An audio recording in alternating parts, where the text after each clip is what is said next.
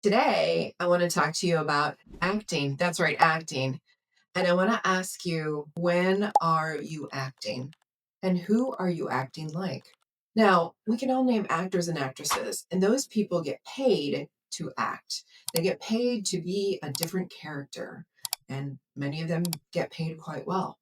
I'm going to present a thesis to you today that you are acting as well in many occasions in your life, and not because you are looking for a monetary return, or maybe you are, but it's also because you're doing it to get along, to stay in alignment with how people are thinking about you, to protect some aspect of your social status or your business status, or maybe even your family status. So I want you to think about when you find yourself acting in a way that isn't typically your character. Now, that's a tricky thing to say, right? Because we all have many different characters and modes within us that we use and draw out on different occasions. And the more emotional intelligence you have, the more nuanced you can be about when you draw on the right thread and what persona you bring out at one time. So, what I want to encourage you to do is to think about the different personas you use when you're acting or when you feel like you're in your most natural state, what feels best to you. Encourage you to think a little bit more about being in your natural state as opposed to acting. Because we often are caught up in these worlds and these modes, and we think people are looking at us in a certain way and we have to behave in a certain way in order to be rewarded, to stay in the pack, to stay in the family, to stay in the business, to stay in that job. And sometimes it's not true. Sometimes these are limiting beliefs that we create for ourselves, and we create cages for ourselves. Sometimes we keep ourselves caged. This goes back to the rules. What are the rules you grew up with? What are the rules that you learned along the way? You were not supposed to contradict people who were in a more senior role than you. We weren't supposed to ask them tricky questions. You're supposed to serve people in a certain way, behave in a certain way. And that can keep you down with regards to your vision, achieving the goals that lead to your vision. It can also help you. So it's a very sort of tricky subject, but I want to talk to you about this today so that you're more aware of it, because the more aware of it you are, the more you can use it to your advantage. So here are just a few of the characters that you might play in your own life. And maybe these are your true nature, but maybe they're not. You can be the scientist. You can be the dreamer. You can be the romantic. Do people refer to you as a dreamer, a scientist, a romantic? And if not, that's cool.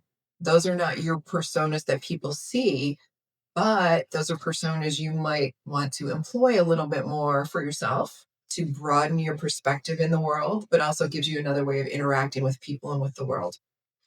Maybe you are the secret keeper, the CEO, the rebel, the artist. Maybe you are the homemaker, the good spouse, the good wife, the good husband, the great mom, the great dad, the great child, the wonderful child who is doting on their parent. There's lots of different roles that we play in our life. Let me give you some examples of when you might find yourself acting. And keep in mind that when you act, it can help you or it can hinder you, or maybe it's a neutral effect. So the awareness is what I'm looking for, because the more aware you are, the more powerful you can become.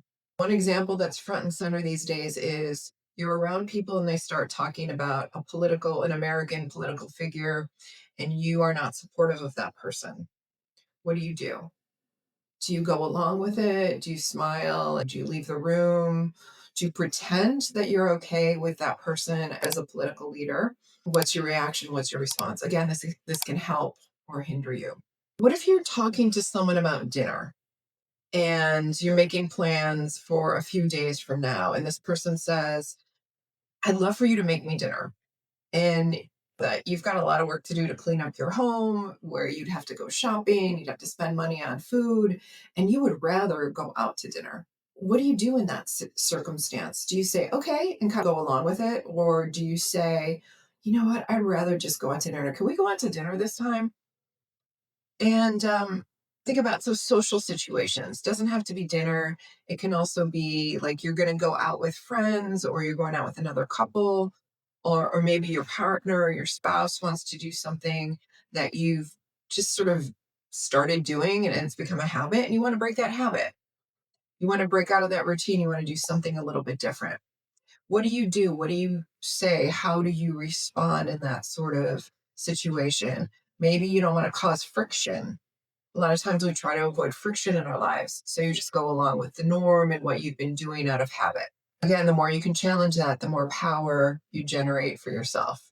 Have you ever been in a movie that you found like you didn't like at all and you just stayed there waiting for the thing to be done? This can be a really challenging situation, but we're acting like we're okay with this movie. I remember years ago, I think I was in high school or maybe I was in college and I went to see a movie and it was so violent and I hate violent movies. This was so violent. I just said to my friend, I was like, I can't stay. This is like way too violent for me. And I stood up and I left. And she knew that I didn't like violent movies. I don't really remember what the aftermath was, but I felt good that I walked out of that movie because I just didn't want to sit there 1 minute longer. What do you do when you're in a movie that you don't like? Or in a situation where you're watching a show with someone and you really don't like it, and it's just really it's going to get into your brain, into your mind, and you'd rather not be in that situation? Do you act like you like it and go along with it? I want you to ask yourself, when am I acting and when does that hinder or help me? And the last example I'm going to use is staying quiet in a meeting when you have strong opinions about something. Now, I have done this many times. I did this many times in my career, right? I had a very extensive corporate career consulting. I worked for nonprofits. I worked in a variety of industries. There were many times when I felt it was easier to just keep quiet and go along with the conversation than to interject my opinion about what we were talking about and the road that we were going down. It was kind of a self preservation thing, thought at the time. But looking back on it, I might speak up a little bit more because that was playing small for me. I wasn't being seen as the person with the ideas and the important critical questions and the critical thinking that could have made a difference. Now, I have a tendency to assume that if I'm thinking something, everybody else is thinking something, and that's not necessarily true. A lot of times I have original ideas and I've connected the dots and other people haven't. And it's important for me to realize that. And if you're like that too, you definitely should realize it and maybe ask a question when you're not used to asking a question. But again, sometimes it helps us and sometimes it hinders us. So, on your path to creating your vision and achieving goals that align with that vision, that help you to work towards that vision.